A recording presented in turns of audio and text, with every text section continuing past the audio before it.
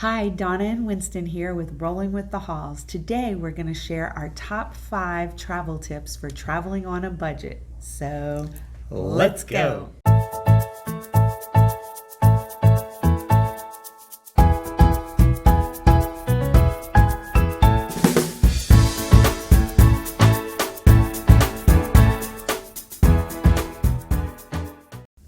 Tip number 1, plan around off-peak times. So whenever we travel, we work freelance. So, When we work. yes. And so we have a lot of flexibility that some people don't have if you have a 9 to 5 job and you work during the week. But if we can, we always try and plan around not the weekend because that's when everybody travels. So if you have the option, it's way better to start like on a Monday and go to Friday. And if you go through the weekend, that's fine. But you're definitely going to find that some of those other days, you're going to get a lot more deals and bargains, like, for instance, a free day at a museum or something like that. Fun side note, when we go to see movies, what night do you think we go to see movies? Tuesdays. Always empty, 10 o'clock showing. That's the time to see movies. Okay, tip number 2. Travel off the beaten path, which means don't go to all the tourist traps. I mean, if there's something you just have to see or, it's a must-see thing, then go there, but on off-peak time. But other than that, just, any little nook and cranny. I can't tell you how many times we've been traveling and we're like, oh, I wonder where that street goes. And we'll go down and find the coolest thing that we didn't even plan. And I guess it's like if you go away from like the city center and you find these little treasures that you didn't even know existed. Yes, and a great way to do that we've found is you talk to local people. Yes. If you go into a store or a shop owner or you meet someone who lives there, you ask them what the cool things are to do, because a lot of times it's the things that aren't in the tourist literature. Yes, and most of the time, those things are free. I mean, that you just find this cool little, I remember one time we were traveling in North Carolina, I believe, and this local told us about this cool rock formation that you could see the perfect sunset. Yes. And so we went down this little windy There road weren't any or signs whatever. for it. No signs. Yeah, no The signs. locals told us that's how we got it. And we got on this one-way road and we're just going, where are we going? And we got the most amazing sunset. And there were other people out there, but Drinking didn't cost wine, and didn't cost us a dime. Yeah, and that was mostly local people. Yes, and it was a cool experience. And perfectly free. Didn't cost Perfectly a dime. free. Another great example I just thought of was when I was visiting New York. Now, backstory, Donna used to live in New York. Yes. Well, one time I was visiting, and the cost of going to the Statue of Liberty Island was crazy. It was like $30-something or something I couldn't afford. It's a lot, yeah. And my friend who lived there said, take the Staten Island ferry, which was free or nearly free. No, it's probably a few dollars. Yeah. And it goes right past the Statue of Liberty on the way to Staten Island and on the way back. So it saved a ton of money. And really, the Statue of Liberty, you just see it. That's the whole thing. And so we took the ferry and saw the Statue of Liberty for dollars and saved all kinds of money. So that came from a local. So definitely look for off the beaten path and go to your people that live there to find where those places are. Stay tuned for tip number 3. Tip number 3.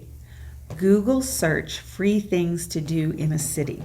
Every time we're going to visit a place, that's one of the first things that I do. I just put in the name of the city that we're going to, and I say, on Google search, I say free things to do in San Antonio or, wherever we're going. And you would be amazed at all of the things that they will list. It's just like, probably, every time I look it up, I would say at least 10 or 15 things that they will give you. And we have found some really cool things like that. And don't spend a penny. I have a perfect example of this. Donna and I went on our honeymoon to Costa Rica. That'll be a different video. Awesome trip. And we went to some beautiful hot springs that we loved called Tabacón Hot Springs. Yes, Tabacón. But it was very expensive to get in, but we splurged because it was our honeymoon.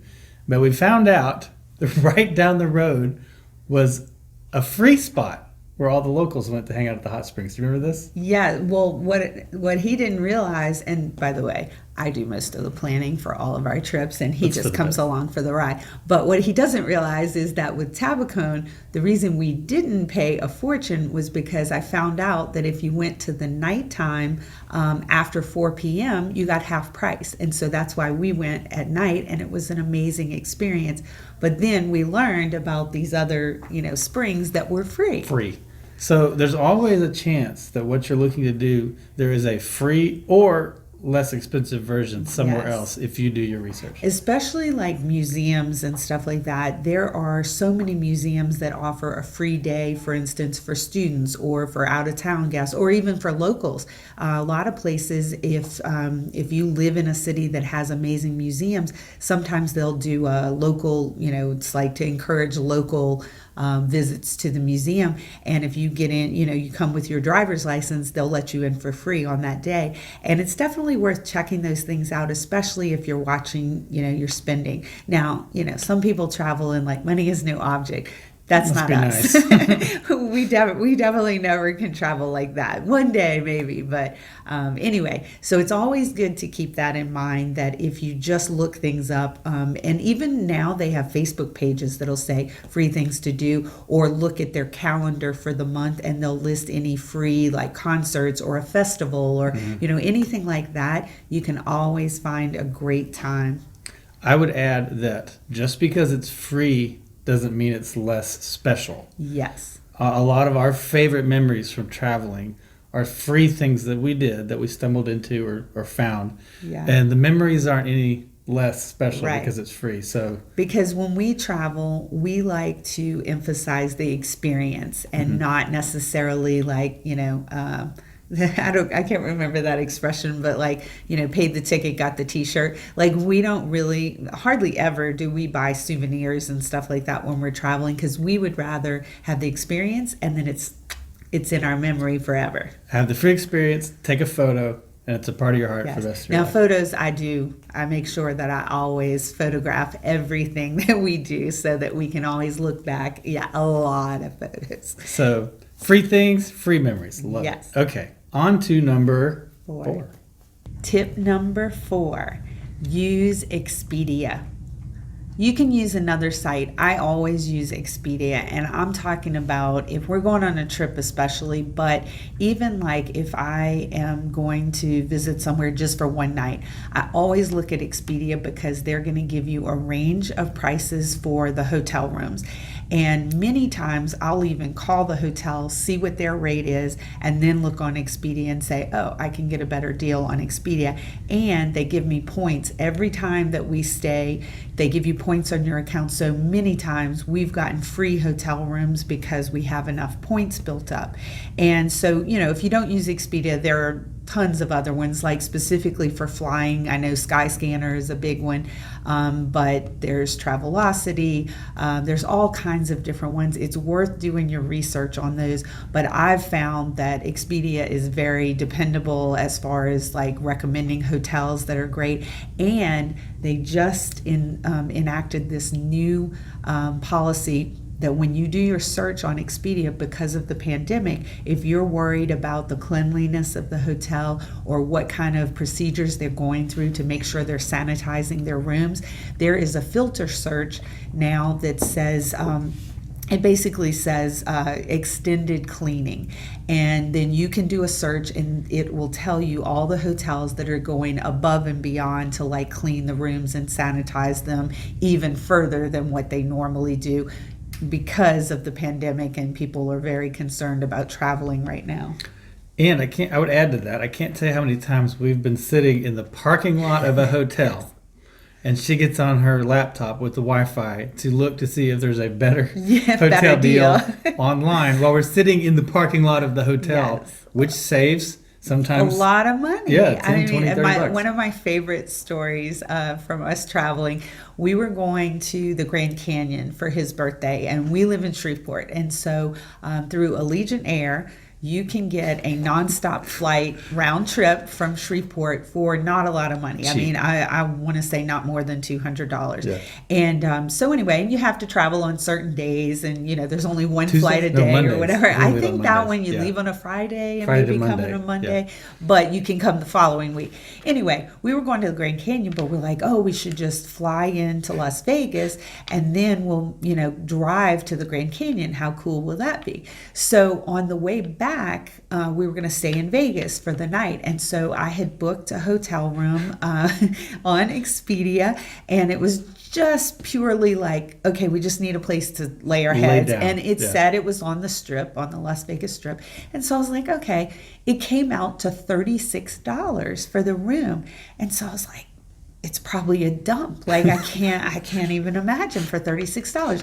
Anyway, we get to the hotel. It was Bally's Hotel, and we were traveling off season, so that helped because his birthday's in February. So, it was kind of an off season. We get there and we get the hotel room key, and so we put the little key in and open the door, and I do a quick glance around the room. I'm like, no wonder it was so cheap. There's not even a bed. And so we walk in. It was like a bar. They had this huge Kitchen. couch. A dining room table for 8 Yeah. was in there. Full kitchen. Giant window looking out onto the strip. And I was like, I guess we sleep on the couch. So then we see a door at the end, and I was like, oh my gosh, and it connects to somebody else's room. We opened the door. It was an entire bedroom, giant, like king-size bed, another full set of windows looking out onto the strip. There was a sunken bathtub in the middle of the bathroom. I mean, in the Vegas. middle of the bedroom. And then there were his and her bathrooms. There were 2 separate sides, like vanities on both sides, walk-in closets. There were 2 separate toilets and 2 separate sink areas. And I was like, we have hit the Expedia jackpot. Our only thought was this has to be like a clerical error. Right. There's no way we're getting a 2-room suite for $36. $36. But it was true. It was true. Thank you, Expedia. Yes. And I mean, it wasn't even like I wasn't using points or anything like that. That was their rate. So In the middle of the week. Yes, Yeah, in the middle, of the week. because we were returning. So I want to say It would've that been one was like a Tuesday or a Wednesday. We were going to be Yeah. flying back, and Off so peak. we were just Off So it was that was a nice little surprise for us. The other thing I would add to that in regards to hotel choice is you can build loyalty with some of these hotel chains. Yes. And so always sign up for their reward points. Perfect example of this is Donna had some points with a prominent hotel chain, and they forgot to put soap in our room. Yeah, I think this was Minor detail. No, Marriott. It was with Marriott. Minor detail. They forgot soap, no big deal. I went to the front desk to get soap, and when they brought up her name in the computer and saw she had 8 gazillion reward points, they tripped over themselves apologizing for not putting soap in the room, and then comped the room for the night. Yes. Didn't charge us for the room. And So that one, with Marriott, I worked in the film industry for a long time. And so sometimes I would have to stay in hotels for 4 months, 6 months or whatever. So I had a lot of points, and they definitely, were like, But oh, we need to reward she you. signed up for the points. So Yes. make sure you sign up for the Yes. points. So between that and Expedia, you'll be good with the hotel. And like I said, there are other, that's just the one that I always use because it's been dependable for me and I've never had a problem. Oh, and I might add too, I just noticed this recently, now with the pandemic, people are afraid to, a lot of times if you order or reserve a room on these sites, they'll say that it's non-refundable. But on Expedia, you actually do have up to a certain date that you can cancel with no penalty. But now, because of the pandemic and people's plans might change at the last minute, they are offering free cancellations on almost all of these hotels. And so you need to double check with a hotel before you travel there to make sure that they, honor that. But I noticed that even with some of these flights now, the discounted flights, they're still offering a refund, or they'll at least credit you for a later trip. Tip number 5, eat your biggest meal at lunch. Meals are such a big part of traveling, and it can add up. I mean, if you start going to, every Planet Hollywood or Hard Rock Cafe, or every, I don't know, tourist, I guess, restaurant, it can add up. And especially if you have a family. I mean, when we travel, it's just usually the two of us. But if you have 3 kids also, it gets expensive to start eating every meal. But most places have lunch specials, or they have a cheaper lunch menu. So if you eat your biggest meal then for dinner, you don't have to necessarily have a huge sit down thing. Now, I know a lot of my friends are foodies and the meal is the thing. When they go on vacation, they want to eat at the best restaurants and have the best meals and all that. That's not really us. We would rather do all the... We just need sustenance so we can go explore more. Yes, exactly right. But anyway, that is, though, a tip that you should remember. And then another thing, when we travel, normally, especially if we're taking a car trip, I will pack a snack bag for the car that has all kinds of cheese sticks and sometimes I'll do fruit or little baggies of vegetables and chips and cookies and that kind of thing, and bottled waters and those kind of things. If you don't have to spend that when you stop at a gas station, if there's something special you want at the gas station, that's fine. But if for just the snacking along the road and in the hotel room, you bring your own, or even when you get there, if you flew somewhere, so for instance, Las Vegas, if you flew there, then you're not going to travel with all those snacks. But if you just go to a grocery store that's not on the strip and get some stuff to keep in the room, you save so much money. And, he's snacking all the time. So it's almost like I'm preparing for, having a child with me when we travel. But it really makes a difference. And, another thing, most of the time when we travel, I don't really want to be cooking or anything like that. But if you have a hotel room that has a little kitchenette and you put if you had kids and you have some Pop-Tarts or something like that in there, keep that in the room. And then if they just need a little snack, you don't go pay, $6 for a Pop-Tart at the, convenience store in the hotel. My stomach just literally growled when you were saying that. I don't know if the mic picked it up. It's hard. It's hard traveling with him. I would add to this. This is a bonus tip. It's a diet tip, not related to travel. We have learned recently that portions are a big part of saving money. This is not necessarily a travel tip, but it does come in handy because when you eat out, or when you travel, you tend to eat out a lot. Yes. But we've learned American portions tend to be super size, huge, and you don't realize that until you travel outside of the U.S. But what we'll do is we'll either split an entree, or if you order a whole entree, right when you order it, just ask for a to-go box right off. Yes. Cut the meal in half, put it in the to-go box, or like I said, split a meal. But what we found is, and a dietitian told me this once, and it's brilliant. Question: if you're putting food in your mouth, is it because it tastes good or because you're hungry? And 90% of the time, it's because it tastes good. You're already full. You just keep eating. So when you think about that in the terms of travel, that really adds up. So what we try to do is eat about half, split everything, drink a glass or 2 of water. And if you sit there 10 minutes, you will be full. Yeah. And it's good for your health as well. Right. It's good for your health. So that sounds kind of extreme, but if you think about eating out 3 meals a day on a 5-day trip, and you're in a tourist area like Vegas where cheeseburger is $15, man, that just balloons the budget big time. So, making these little conscious efforts to cut back on the food, good for your health, and it saves money. So if you combine all these tips, Expedia and the food and the, just everything we've talked about, it'll end up saving you hundreds of dollars every trip you take, which means, guess what? You can put that towards another trip. Yeah, and actually, speaking on the saving money part, when we travel, obviously with airplane tickets, it is what it is. You search for the best price. There are, I think it's called Airfare Watchdog. You can put in, if there's someplace special that you want to go, you can put that date or the place in and kind of the date you're looking at, and then you can set up an alert that it'll let you know when that ticket has gone down. And then if you're not locked into a certain time you have to travel, that's always helpful. But what I was going to say about road trips, because a lot of people are taking road trips now because of the pandemic, then you just make sure that wherever you're staying for the night or something, find a gas station that is kind of off the beaten path, and you fill up there, and then you avoid filling up at the interstate stops because They're always more expensive. they're always more Yeah. expensive, and they're going to get you. Now, like my car, I mean, my car only holds 12 gallons. So, my gas is never that expensive. It's like maybe $22. But if you go on the interstate, sometimes you can pay, two something a gallon, when in town it's like 179.